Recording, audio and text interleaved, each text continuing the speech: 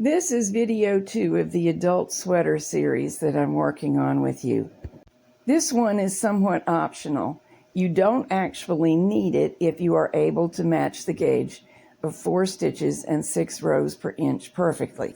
But you may want to watch it as a reference for those occasions when matching gauge is difficult. I'm going to show you a simple way to adjust your stitch and row count if your gauge is close but not quite. This is the shape of each sweater piece. Let's start by looking at the back. As given, we use 94 stitches, knit 84 rows to the underarm, and a total of 146 rows to the top, not including the ribbing. This will create a back that is 23 inches wide plus 2 stitches for the seam allowance.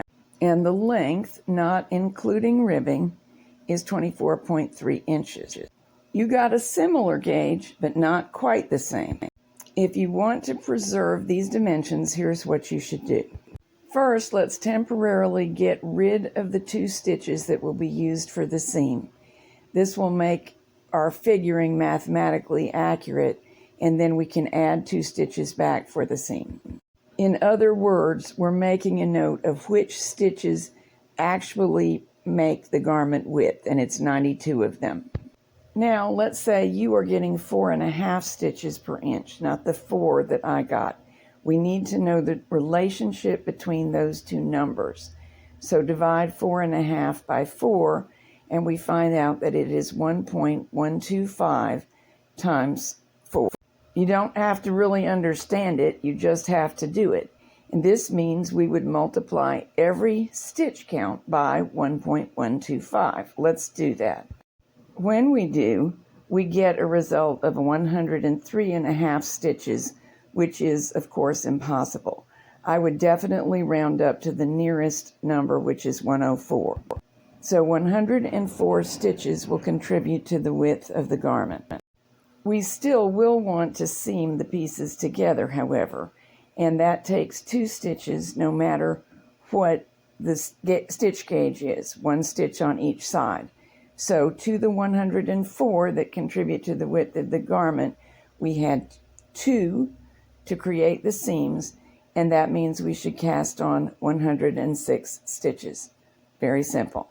For the back garment piece, we only have one other relevant detail, which is 38 neckline stitches to be marked just before we bind off. So we need to apply the same proportion of original stitch gauge to existing stitch gauge to determine how many stitches to mark off on this version of the pattern. We multiply 38 times 1.125, that's the relationship between the 2 stitch gauges, and we come up with 42.75. We cannot mark 3/4 of a stitch, and we require an even number for the neckline. So in this case, the closest even number would mean we round down to 42 and mark the 42 center stitches. So that's all we have to worry about in terms of stitch counts for the back, but we also need to concern ourselves with comparing row gauges. Very often you will have been able to match either stitch or row gauge, and you may not have to do both operations. But for the sake of argument and demonstration, we will say that you did not get a perfect row gauge either. We'll say that you got 5.5 rows per inch rather than 6. Once again, we divide one by the other to find the relationship between them. 0.9166 and on would be almost always rounded to 0.92. If it had happened to result in 0.913333, we would have dropped the 3's and called it 0.91. In this case, we need 92% of the originally planned rows. When we multiply it out, that means we need 77 rows to the underarm.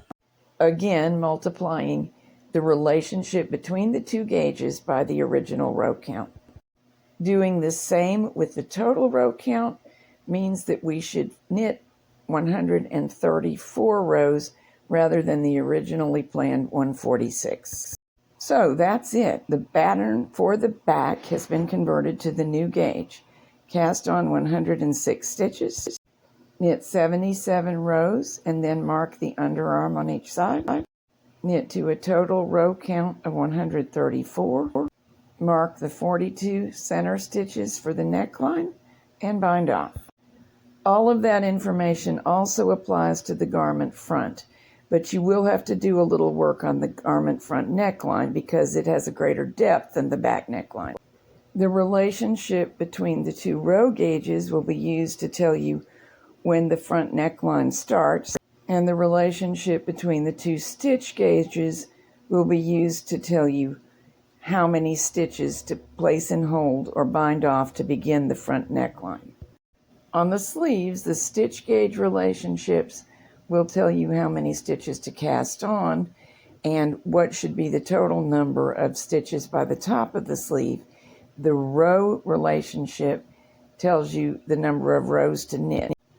From this point, I think it's simplest to refigure the increases using the magic formula, and I will show you how to do that in another video. But this gives us all plenty of information to use to knit the front and back, even without matching gauge perfectly. So let's go on to video 3 and get that done.